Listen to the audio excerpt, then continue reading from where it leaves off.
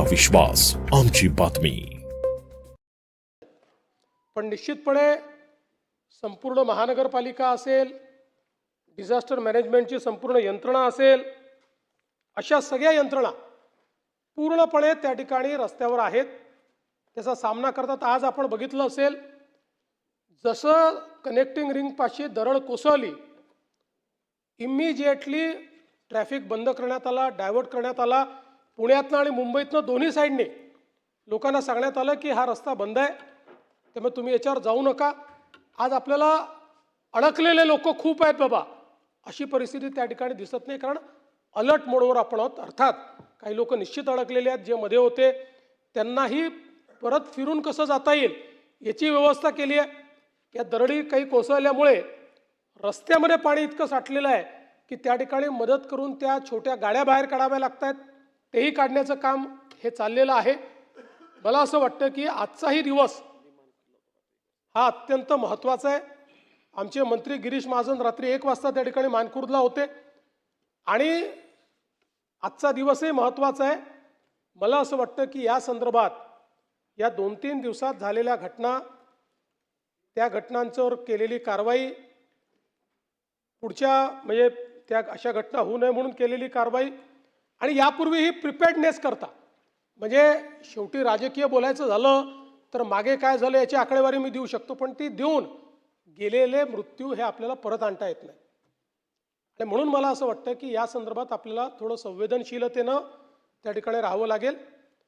या संदर्भात उद्या पूर्ण म्हणजे आताही निवेदन माझ्याकडे तयार आहे, पण आजचा दिवसही महत्त्वाचा आहे, त्यामुळे अर्धवट निवेदन करण्याच्या ऐवजी उद्या या संदर्भात संपूर्ण निवेदन हे आपण या ठिकाणी करू। पण आज या सभागृहाच्या माध्यमातून मी नागरिकांना विनंती करतो की आज दुपारनंतर खूप मोठ्या प्रमाणात वारे असणार आहेत, त्यामुळे झाडांवर त्याचा परिणाम होऊ शकतो, तीन वगैरे जिथे लागले असतात तिथे परिणाम होऊ शकतो।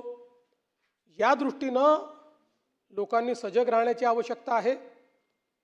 2 दिवस झाले ज्या ज्या ठिकाणी आपल्याला असं वाटतंय की इथे काही दुर्घटना होऊ शकते तिथले लोक बाहेर काढलेले आहेत, त्यांना काही वेगवेगळ्या ठिकाणी आपण ठेवलेलं आहे, पण लोकांनी ही सावधानता ठेवावी। शक्यतोवर सगळा प्रवास टाळावा। कोणीही आता या परिस्थितीमध्ये अत्यावश्यक असल्याशिवाय प्रवास करू नये।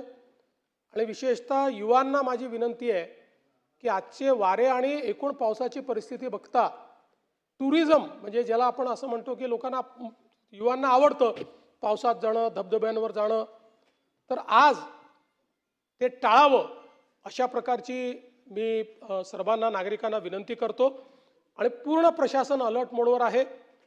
12 वाजता पुन्हा आम्ही जे आपलं राज्य आपत्ती व्यवस्थापन कक्ष आहे त्या ठिकाणी एक पूर्ण महाराष्ट्रातला आढावा घेतो, सगळ्यांना अलर्ट मोडवर ठेवण्याचं काम त्या ठिकाणी आम्ही करतो। आणि मी विश्वास देतो की यंत्रणा कुठेही कमी पडणार नाही। ज्या ठिकाणी कुठे कमतरता राहिली असेल तर ती दूर करण्याचं काम हे आपण राज्य शासनाच्या वतीनं निश्चितपणे करू। ठीक आहे। आपलं शासन, तुमचा विश्वास आमची बातमी।